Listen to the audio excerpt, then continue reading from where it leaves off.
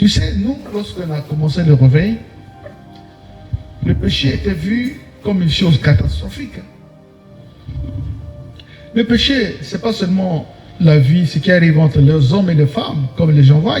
Le péché, c'est les querelles, c'est le mensonge, c'est le fétichisme. Le péché, c'est beaucoup de choses. Et on s'était discipliné. Quand on a des choses qui ne marchent pas avec le Seigneur, on se met à l'écart pour chercher Dieu. Est-ce que c'est encore comme ça aujourd'hui? Qui cherche Dieu pour se sanctifier davantage?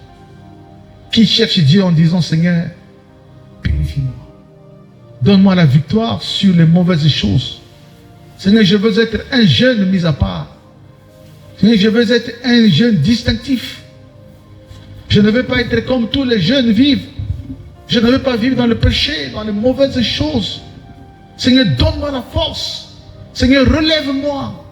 Seigneur, donne-moi un cœur pur. Seigneur, donne-moi une bouche qui ne profère que la vérité.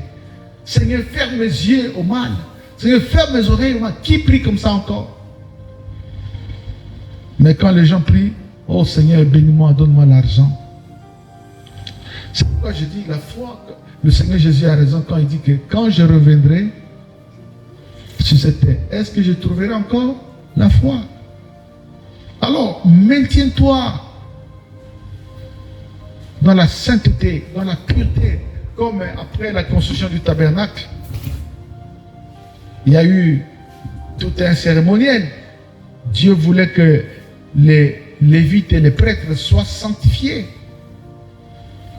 Ils avaient une vie en permanence, séparée du mal. On ne peut pas servir Dieu étant assis dans les mauvaises choses. Que celui qui a péché se répande, abandonne les mauvaises choses et vienne à la lumière. Que celui qui vit dans le désordre dise non au mal.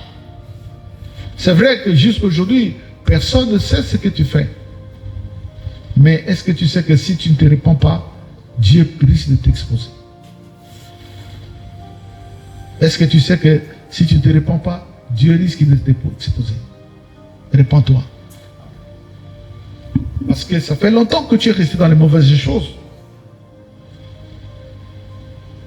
Ça fait longtemps que tu gères ta vie comme une star, comme une vedette, avec des femmes partout, avec des hommes partout, en volant partout.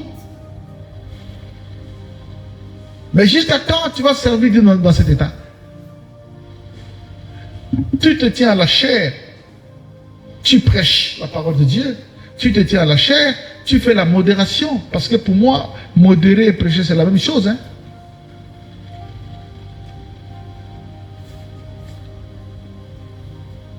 Tu chantes à la chorale, les gens te voient debout devant l'église, en train d'animer le culte. Est-ce que tu resteras dans cet état? Tu serviras toujours le Seigneur dans les mauvaises choses. Comment toi tu vis? Comment tu mènes ta vie? Tu ne travailles pas, mais comment tu vis?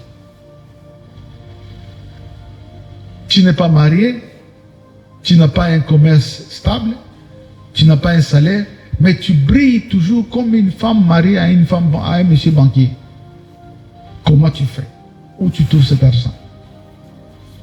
Certains vivent en maintenant de relations avec les femmes, les maris d'autrui.